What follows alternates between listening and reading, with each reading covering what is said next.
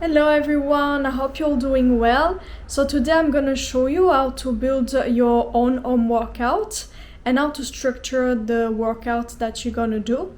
As a personal trainer, I get asked a lot, how do you train when you don't have access to a gym or you don't have access to gym equipment? And sometimes people go on holiday and those facilities are not always available. So this is why I'm doing this video. So then you always have something you can do, and especially how to structure it so you can target every part of your body, every muscle group. The exercise I'm gonna show require a little to no equipment, so just a resistance band or a bench or a step up. So this is how you're gonna structure your home training workout. So I divided in 5 parts. So there is lower body push, lower body pull, so it's hip hinge, upper body push, which is separated in horizontal push and horizontal vertical push. Then we have upper body pull, and it's separated into horizontal pull and a vertical pull. And then we have core. So I made a little draft here, but I can put it on the screen as well or in the description. So I'm gonna start with lower body push. So those exercises, as you can see in the video, is all movement where your legs are pushing from the floor, and there is a lot of hip and knee flexion. So as you can see, so it's always like hips are flexed a bit more and knees as well. So like things like squat, lunges or step up, they usually involve more the quadriceps, still the glutes, still the inner thighs and thighs, but a little bit more on the quadriceps. So those are really good if you want to target front of the legs. Then we have on the other side a lower body pull, so also called hip hinge. So it's like when you're pushing the hips back in order for your hamstrings to stretch and then to contract. So think a little bit as an elastic. So you're first stretching the muscle, then contracting it. So this is what we do with the hamstrings. So your knees are gonna bend, but much less. They're only gonna bend to allow your hips to go back. So think of it, when you're bending the legs, you want the knee to be aligned with the bony part of the ankle, so like straight. The knee shouldn't be forward, otherwise it will target the quadriceps, like we discussed in the lower body push. So the lower body pull hip hinge movement will be things like deadlift, sumo deadlift, single leg deadlift, glute bridges, anything with a hip extension. So I wrote them here. You can take a screenshot, or I will write them on a video as well. So those are the 2 categories for the legs. And then we have upper body push. So bear in mind that you want a bit more pull than push in your training workouts. The reason is we use much more the pushing movement in our everyday life than the pulling movement. So a little bit more pull. But upper body push, I'm going to start with that. I start with the horizontal one. So we have push-ups, for examples. You can do on the knees, you can do deficit push-ups and then come back as a cobra. You can do knee push-up, you can do toe push-up, but come back on your knee, or toe push-up on entirely on its own. But make sure if you do the hardest option that your chest touches the ground and your elbows are 45-degree angled back. So you don't want to use your neck or front or the shoulders too much. So the other one would be things like chest press. So anything pushing but horizontally, so I would target more the front of the shoulder and the chest. And then we have vertical push, so we have things like single arm press, single shoulder press. Again, that will be more vertical, you're pushing upward, you target more front, middle, bit of back, also back of the shoulder, and also rotator cuffs. Then we have push press or strict press, so that can be done with a barbell, also with a band, and is a little bit more power exercise. And a little bit less focus on the shoulder muscle itself, so it's a bit more power. and it can involve a little bit of upper chest. Then we have upper body pull. So this is like for upper body push, as you can see. I'm going to try and do another description. Upper body pull, I also start with horizontal pull. So we have bent over row. So you need to master the deadlift in order to do bent over row, because you need to understand the hip hinge motion, so that you are in hip hinge position. Then in order to pull your shoulders back, then draw your elbows in and squeeze your shoulder blades. A bit easier would be seated row. So seated row is the same seated, but it's as if you're on a machine, the same as in a gym. You pull your shoulders back first to activate your lats. So you start with protracted shoulder, then pull your shoulders back, then draw the elbows in and squeeze your shoulder blades. Then we're gonna have rear flies pull, so for the back of the shoulders. So same thing, you retract the shoulders back first, so start with protracted shoulder, retract the shoulders, and then have your elbows to the side and squeeze with your shoulder blades. And then for vertical pull, I get back extension with a lat pull down.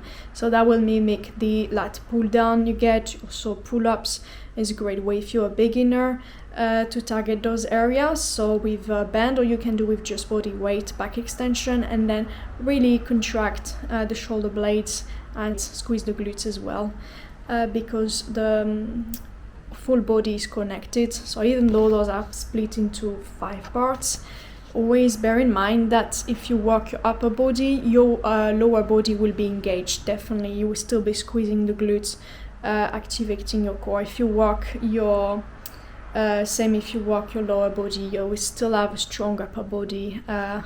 So like everything is connected, but this is just a base, so you have an understanding of biomechanics and how movement works. Then you can be free to design your own, and you can just do body weight. You can just do your own. If you do a forward jump, you will need a hip hinge first, a bit like the deadlift, and then you're going to transfer your body weight from the back of your feet to the mid of your feet. So it mimics a little bit the deadlift. So if you master those moves, then you can be good with athletics as well, athletic sports. Then we have core.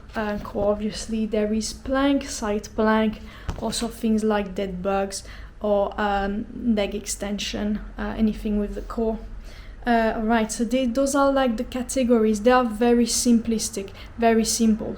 This is like really for beginner. If you have no clue, if you are lost, if there's no gym and if there's no class, this is perfect. It just gives a clear idea of how to get started. I put it there if you want a screenshot. I'll write it again. So now I show you how to structure it. So once you have that, what to do with it, how to plan it during the week. So it depends. If you're a complete beginner, doing 3 times a week is enough. You can just do that and then do a bit of cardio in the other days. Of course, do the cardio on the other days. I do separate videos on that. So the more simple thing would be a full body workout twice a week, and you alternate it 3 times. So on one week you will have a bit more of day 1, and on week 2 you will have a bit more of day 2. So they rotate. So let's say day 1, for example, I will pick a lower body push, let's say squat. If you're at home, you have nothing, you can use a band. And if you have just your own body weight and you feel squat isn't enough for you, you can do squat jumps. Now you can progress it like that later. There's pistol squat as well. There's a lot you can do. Let's say I choose squat, then I'm gonna leave this one for day 2. Then I'm gonna pick upper body push. I'm gonna pick a horizontal one, so I'm gonna do push-ups on the knees, and then I'm gonna do a rear fly pull. So it works really well because you're doing a push in the front, and I will balance it by bringing the shoulders, strengthening the back of the shoulders. You can add another exercise, for example lat pull down as well, and then a plank. And yeah, that's it. You can make it as simple as that, So that would be day 1 and your cardio. Day 2 will be, let's say I'm gonna pick deadlift, glute bridge.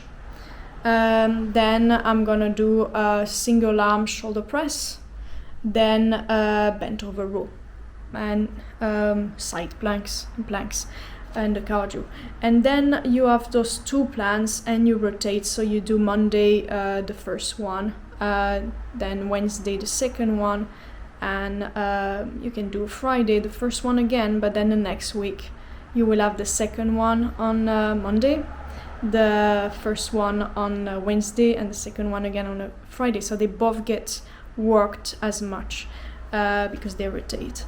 Another way to do it would be a little bit more complex, would be to do simply lower body day.